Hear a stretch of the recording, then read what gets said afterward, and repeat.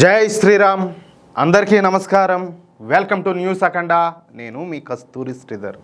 మిత్రులారా, సరస్వతీదేవి విద్య, బుద్ధి, సంగీతం అలాగే కళలకు ఆదిదేవత అన్నమాట.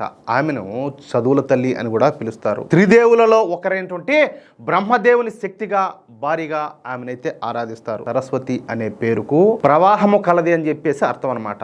అంటే జ్ఞానం ఎప్పుడు నిరంతర ప్రవాహంలా ఉంటుందని చెప్పేసి అర్థం. మాఘమాసంలో వచ్చేటటువంటి వసంత పంచమిని సరస్వతీదేవి జన్మదినంగా జరుపుకుంటారు. ఆ రోజున విద్యార్థులు అక్షరాభ్యాసం చేయడం ఆనవాయితీ అనమాట. పరాశక్తి యొక్క గురు రూపమే సరస్వతీదేవి అని చెప్పేసి మన పురాణాలు కూడా చెబుతున్నాయి.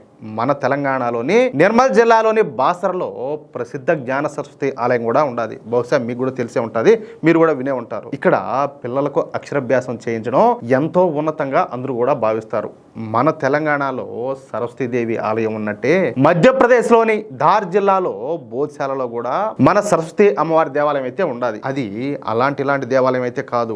ఆ దేవాలయాన్ని ఒక అద్భుతం అని చెప్పుకోవచ్చు. మధ్యప్రదేశ్లోని ధార్ జిల్లాలో ఉన్నటువంటి బోధ్శాల ఆలయం ఒక చారిత్రాత్మక, ఒక ఆధ్యాత్మిక కట్టడం. 11వ శతాబ్దంలో మాల్వా ప్రాంతాన్ని పరిపాలించిన పరమార వంశపు రాజు అయినటువంటి భోజుడు ఈ దేవాలయాన్ని అయితే నిర్మించాడు. ఆయన స్వయంగా గొప్ప పండితుడు, అలాగే కళాపోషకుడు.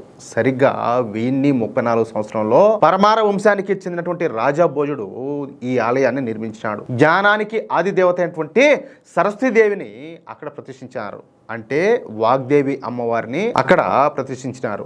వాగ్దేవి అమ్మవారు అంటే సరస్వతీదేవి మరో రూపంగా చెప్పుకోవచ్చు అనమాట. రాజా భోజుడు ఇక్కడ ఒక గొప్ప సంస్కృతి విశ్వవిద్యాలయాన్ని అయితే స్థాపించాడు. దీనినే బోధ్శాల అని కూడా పిలుస్తారు. ఇది ఆ కాలంలో నలందా తరహాలో, నలందా అని చెప్పేసి విన్నారు కదా మీరు కూడా, ఆ నలందా తరహాలో వేలాది మంది విద్యార్థులతో వెలిసిల్లింది. రాజా భోజుడు అక్కడ సంస్కృత పాఠశాల నిర్మించాల, ఏకంగా సంస్కృత విశ్వవిద్యాలయాన్నే స్థాపించాడు. అంటే ప్రపంచంలో మన దేశంలో తప్పించి ఎక్కడా కూడా విశ్వవిద్యాలయాలు లేని సమయంలో మన రాజభోజుల వారు అక్కడ సంస్కృత విశ్వవిద్యాలయాన్ని స్థాపించాడు. ఇక్కడ సరస్వతీదేవి విగ్రహాన్ని ప్రతిష్ఠించి ఆరాధిస్తా ఉన్నారు. ప్రస్తుతం మన అమ్మవారి విగ్రహం లండన్లోని బ్రిటిష్ మ్యూజియంలో ఉండాలి. అంటే అప్పుడు బ్రిటిష్ వాళ్ళు వచ్చారు కదా, ఏది మన దేశం మీదుగా, అప్పుడు ఎత్తుకోమినారనమాట. దీనిని ఇప్పుడు మోడీ ప్రభుత్వం భారత్కు తీసుకొచ్చే ఏర్పాట్లు అయితే చేస్తుంది. ఇది అద్భుతమైనటువంటి శిల్పకళతో కూడినటువంటి రాతి కట్టడం అన్నమాట. ఇక్కడ లభించినటువంటి శాసనాలలో సంస్కృత వ్యాకరణం, కవిత్వం, అలాగే విష్ణువు యొక్క కూర్మావతారానికి సంబంధించిన ప్రస్తావనలు కూడా ఉన్నాయి. అయితే 1305లో ఢిల్లీ సుల్తాన్ అయినటువంటి అల్లావుద్దీన్ ఖిల్జీ గాడు ఈ మాల్వా ప్రాంతం పైన దాడి చేశాడు. ఈ క్రమంలో దార్ పట్టణంలోని హిందూ కట్టడాలన్నీ కూడా దెబ్బతిన్నాయి. ఈ దరిద్రులకు అన్ని నాశనం చేయడం తప్ప కట్టడం చేత కాదు కదా, వాళ్ళకి నాశనం చేసే తప్పితే ఇంకోటి చేత రాదు. 14, 15వ శతాబ్దాల మధ్యకాలంలో మాల్వా సుల్తాన్ల పాలనలో బోధ్శాలలోని కొంత భాగాన్ని మసీదుగా మార్చేశారు. ఎంత దారుణమో చూడండి. అంటే మన గుడిని ధ్వంసం చేసి దాన్ని మసీదుగా మార్చారు.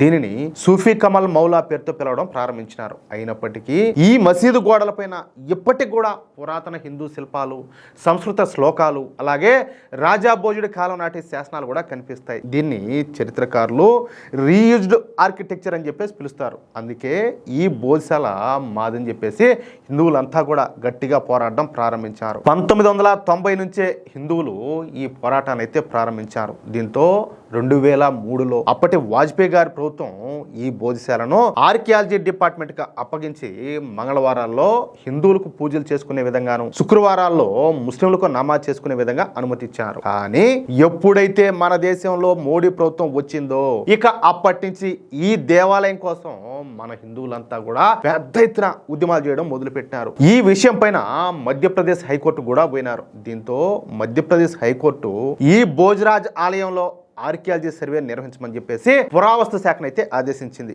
ఇక పురావస్తు శాఖ ఈ దేవాలయంలో లోతుగా అధ్యయనం చేసి 2000 పేజీల నివేదికను మధ్యప్రదేశ్ హైకోర్టుకి అయితే సమర్పించింది. ఇక మధ్యప్రదేశ్ హైకోర్టు నిన్న ఒక సంచలన తీర్పును అయితే వెలువరించింది. దశాబ్దాల కాలంగా కొనసాగుతున్నటువంటి ఈ వివాదంలో హైకోర్టు ఈ ప్రాంతాన్ని హిందూ దేవాలయంగా ప్రకటించింది. చూడండి ఎంత మంచి శుభవార్త. ఇందుకోసం భారత పురావస్తు శాఖ సమర్పించినటువంటి 2000 3000 పేజీల శాస్త్రీయ సర్వే నివేదికను కోర్టు పరిగణలోకి తీసుకునింది. మసీదు నిర్మాణం కంటే ముందే అక్కడ పర్మార్ రాజుల కాలం నాటి భారీ ఆలయం ఉండేదని, ఆ ఆలయ భాగాలతోనే మసీదును నిర్మించారని చెప్పేసి సర్వేలో అయితే తెలిపింది. అంతేకాకుండా ఆలయంలో సరస్వతీదేవి విగ్రహాన్ని ఏర్పాటు చేసేందుకు అవసరమైనటువంటి చర్యలు తీసుకోవాలని చెప్పి కోర్టు కేంద్ర ప్రభుత్వాన్ని అయితే ఆదేశించింది.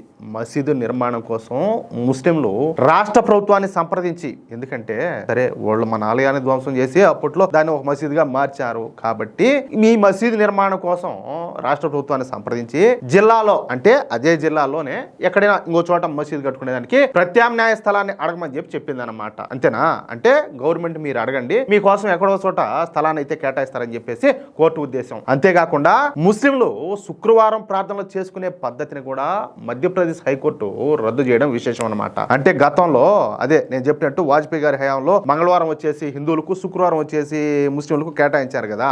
కాబట్టి ఆ శుక్రవారం నమాజ్ చేసేదాన్ని కూడా రద్దు చేశారు. ఇంకా ఉండకూడదు అని. అంటే దాదాపుగా 700 సంవత్సరాల తర్వాత మన సరస్వతి అమ్మవారి ఆలయం మళ్ళీ మనకు దక్కిందనమాట. అది విషయం మిత్రులారా. దశాబ్దాల నిరీక్షణకు తెరదించుతూ మన వాగ్దేవి ఆలయం మళ్ళీ మనకు దక్కడం వెనక ఎందరో హిందువుల సుదీర్ఘ పోరాటం అయితే ఉండాలి. మన చరిత్రను, మన సంస్కృతిని కాపాడుకోవాల్సినటువంటి బాధ్యత మన అందరిపైన కూడా ఉండాలి. ఈ చారిత్రాత్మక విజయం పైన మీ అభిప్రాయాన్ని కింద కామెంట్ సెక్షన్ లో తప్పకుండా పంచుకోండి. ఈ సమాచారం ప్రతి ఒక్కరికి చేరే విధంగా ఈ వీడియోను ఇప్పుడే లైక్ చేసి మీ మిత్రులకు, మీ కుటుంబ సభ్యులకు, అలాగే మీరు ఉన్నటువంటి వాట్సాప్ గ్రూపుల్లోనూ తప్పనిసరిగా షేర్ చేయండి. మన దేశం, మన సంస్కృతి, అలాగే అణిచివేయబడినటువంటి అఖండ నిజాలను నిఖార్సైనటువంటి విశ్లేషణలతో తెలుసుకోవడానికి ఇప్పుడే మన న్యూస్ అఖండ ఛానల్ ని సబ్స్క్రైబ్ చేసుకోండి. అలాగే మేము చేసేటటువంటి వీడియోకి సంబంధించి ప్రతి నోటిఫికేషన్ కూడా మీకు రావాలంటే పక్కనే ఉన్నటువంటి బెల్ ఐకాన్ క్లిక్ చేయడం మాత్రం మర్చిపోవద్దు.